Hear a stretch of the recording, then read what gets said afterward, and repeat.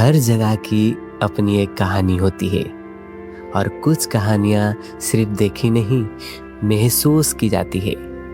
आज का सफ़र हमें लेकर जा रहा है उड़ीसा के नयागढ़ जिले के दसपला के एक ऐसी जगह जहाँ प्रकृति की खूबसूरती और भक्ति का सुकून एक साथ मिलते हैं। नमस्कार दोस्तों, जय जगन्नाथ। आप सबको स्वागत है हमारे एक न्यू वीडियो में। तो जैसे कि आप सब लोग को पता होगा, अभी मानसून स्टार्ट हो गया है, तो हम लोग एक झरने के लिए आ रहे हैं। हम लोग आज आ रहे हैं भुवनेश्वर से 140 किलोमीटर दूर दसपला में स्थित रत्नगंडा वाटरफॉल में। तो चलिए वाटरफॉल घूमते हैं और आप सबको भी घुमाते हैं। आज मेरे साथ आए हैं मेरे दो बड़े भाई और मेरा दोस्त लोग। तो चलिए सब मिलकर वाटरफॉल का मजा लेते हैं। आइए मिलते हैं वाटरफॉल के पास।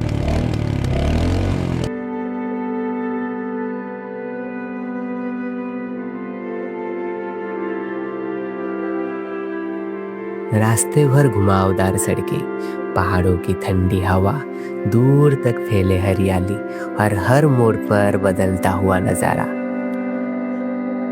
लग नहीं रहा था कि हम सिर्फ एक वाटरफॉल की तरफ जा रहे हैं। ऐसा लग रहा था जैसे कुदरत हमें धीरे धीरे अपनी बाहों में बुला रही हो।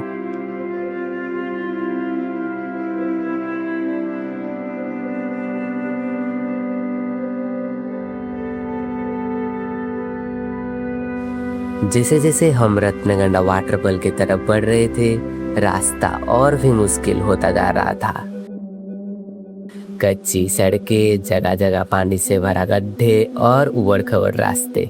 हर मोड़ पर एक नई चुनौती हमारा इंतजार कर रही थी। और थोड़ी दूर आगे बढ़ते तो एक छोटा सा गांव मिला। मिट्टी के रास्ते, छोटे छोटे छप्पर वाले घर और चारों तरफ फैले हरियाली। ऐसे लग रहा था जैसे वक्त यहाँ आकर धीरे चलने लग गया हो।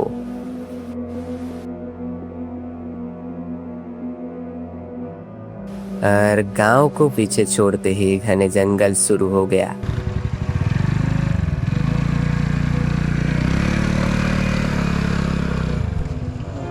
और तभी हमने एक बोर्ड देखा जिसमें लिखा था हाथी चलने का रास्ता। एक पल के लिए दिल जरूर धड़क उठा, डर भी लगा, लेकिन उस डर से कहीं ज्यादा हमारे अंदर उस वाटरफॉल को देखने की जुनून था। और उसी जुनून को साथ लेकर हम जंगल के और अंदर बढ़ गए। ये देखो फूल कितना अच्छा लग रहा है मुझे, देखिए ना। हाँ भाई, आपको कैसे लग रहा है फूल? अच्छा है, बहुत अच्छा है। देखो पप्पू भाई कैसे लग रहा है ये फूल? बहुत अच्छा लग रहा है। ए फूल कहना थरे मोकने गुपतरे।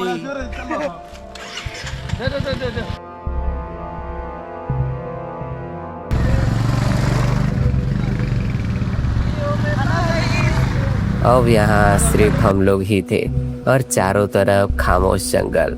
मुश्किल रास्ता जरूर था, लेकिन हर कदम के साथ नेचर अपनी एक नई खूबसूरती दिखा रहा था। ऐसा लग रहा था जैसे प्रकृति खूब हमें अपनी तरफ बुला रही हो।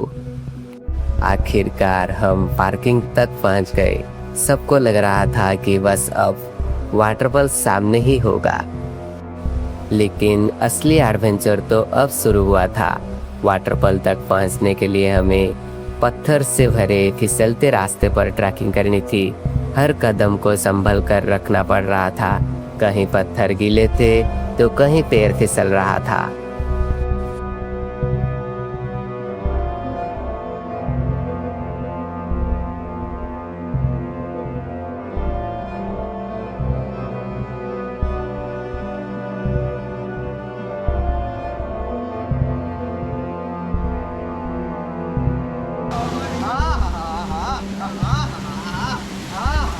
सफर आसान बिल्कुल नहीं था, लेकिन दिल में किसी खूबसूरत मंजिल तक पहुंचने का जज्बा हो, तब थकान और मुश्किल खुद ही छोटी लगने लगता है। ओ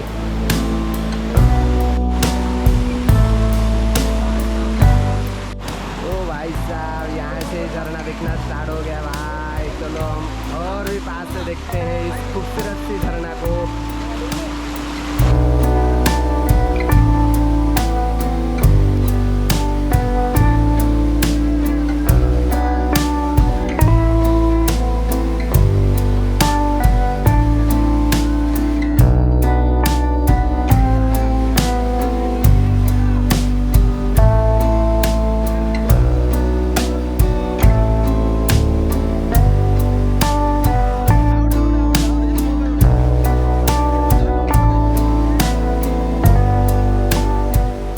और फिर लगभग 200 मीटर चलने के बाद सबसे पहले हमें बहते पानी की गूंज सुनाई दी।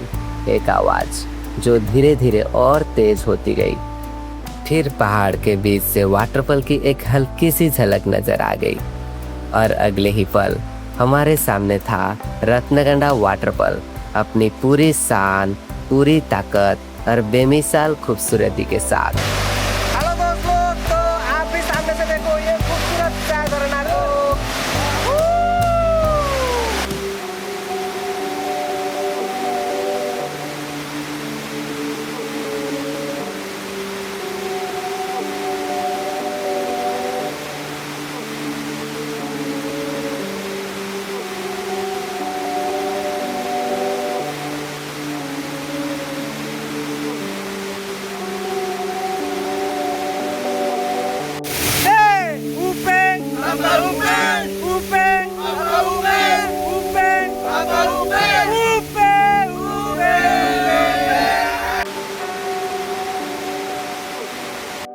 और उस एक नज़र ने सफ़र की हर थकान, हर फिसलन और हर मुश्किल को एक ही पल में भुला दिया। तब समझ आ गया, कुछ मंजिल सिर्फ देखने के लिए नहीं होती, उन्हें जीने के लिए मुश्किल रास्तों से गुजरना पड़ता है।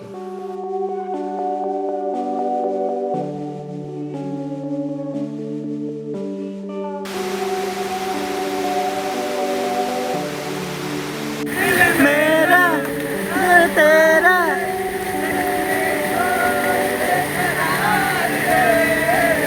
कहो ना प्यार है, कहो ना प्यार है, मुझसे प्यार है, तुमसे प्यार है।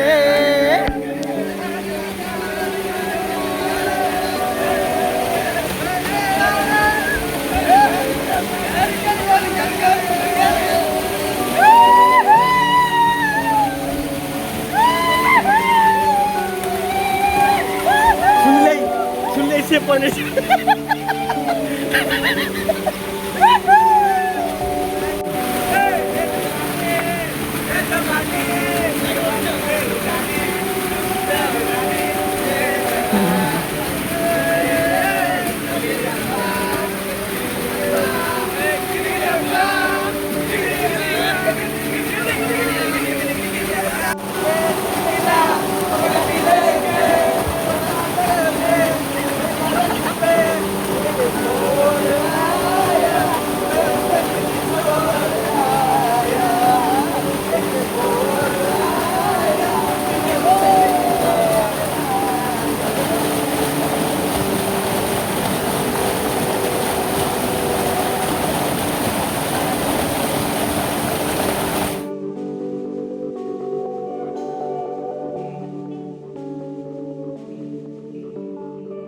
अभी हमारे वाटरफॉल में खूब मस्ती किए, खूब नहाए, खूब फोटो खींचे, खूब रील बनाए।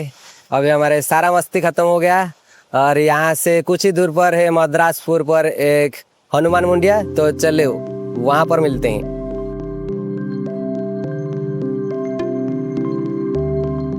फाइनली हम लोग आके पहुँच चुके हैं हनुमान मुंडिया पर। यहाँ पर आने से पता चला यहाँ पर वासुदेव श्री कृष्ण की बहुत सारे प्रतिमूर्ति है। तो आइए सब प्रतिमूर्ति को घूम कर देखते हैं क्या क्या इधर सब है।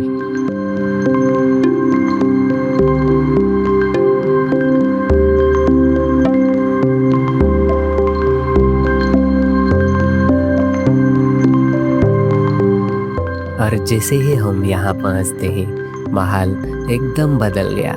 कुछ देर पहले जहाँ झरने की गरज थी, अब वहाँ सिर्फ शांति थी। हवा धीरे धीरे चल रही थी और हर तरफ आध्यात्मिक का एक अलग ही एहसास था।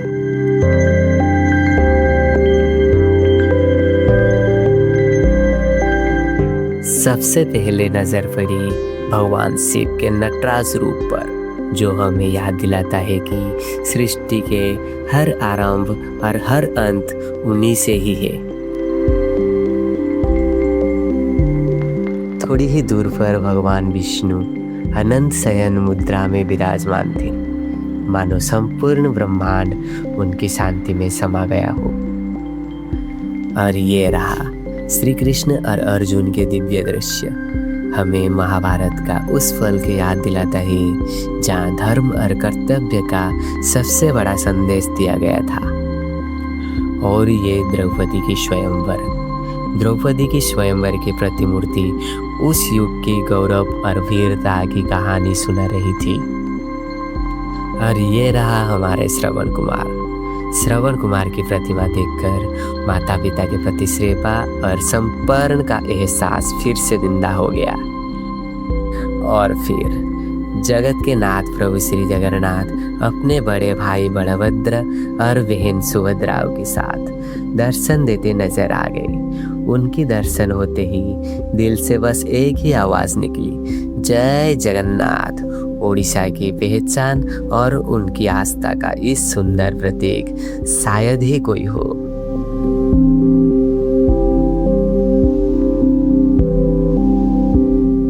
सिर्फ यही नहीं, कालियानाग और कई अन्य अद्भुत प्रतिमाएं भी इस पूरे स्थल को एक जीवंत इतिहास की तरह महसूस करवाती है।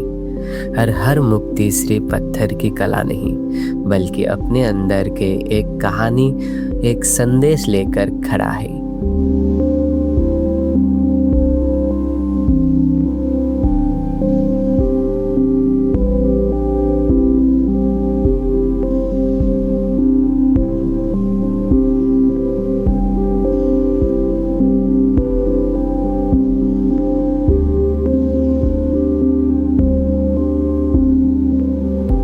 आज का ये सफ़र हमें एक बात सिखा गया, खूबसूरत जगह सिर्फ वहाँ नहीं होती जहाँ नज़र अच्छे होते हैं, बल्कि वहाँ होती हैं जहाँ से लौटने के बाद दिल और मन दोनों हल्का महसूस करने लगता है।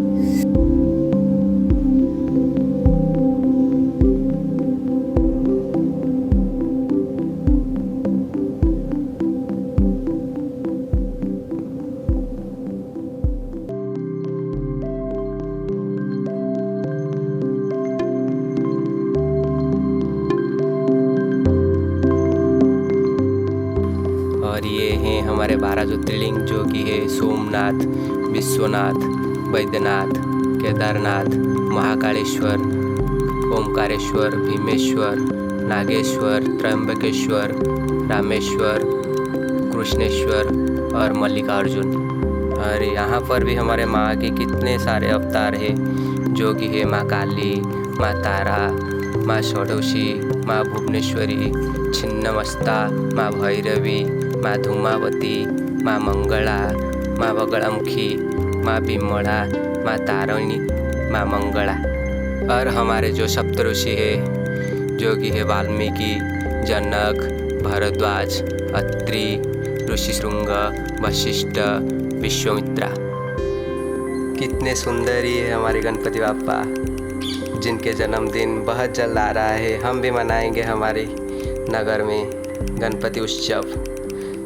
जय गणपति बाप्पा मोरिया। यहाँ पर भी कितने सारे प्रतिमूर्ति है, जो कि है महर्षि वाल्मीकि जी और भक्त सबरी, सती अनुसया और अहल्या देवी। और यहाँ पर है हमारे भगवान श्री राम, माता सीता और लक्ष्मण जी और उनके भक्त हनुमान जी। और ये हमारे हनुमान जी, जो कि गंधमार्दन पर्वत को उठाकर ला रहे हैं भगवान लक्ष्मण जी के लिए। अगर आप भी उड़ीसा को सिर्फ मैप पर नहीं, बल्कि उसकी असली रूह के साथ महसूस करना चाहते हैं, तो इस सफ़र को अपनी लिस्ट में ज़रूर शामिल कीजिए। और आज एक बात मेरे दिल को गहराई से समझ आ गया, अगर आप प्रकृति में सिर्फ कमियां ढूंढते हुए सफ़र करेंगे तो सबसे अच्छा रास्ता भी आपको मुश्किल लगेगा। लेकिन अगर आप प्रकृति के कदम से कदम मिलाकर चलना सीख गए तो सबसे कठिन रास्ता भी एक खूबसूरत याद बन जाएगा। नेचर को बदलने की ज़रूरत नहीं होती, बस उसको महसूस करने का ज़रूरत होती है। और जिस दिन आप ये सीख गए, उस दिन सफ़र सिर्फ मंजिल तक पहुंचने का नहीं, बल्कि ज़िंदगी जीने का बन जाएगा।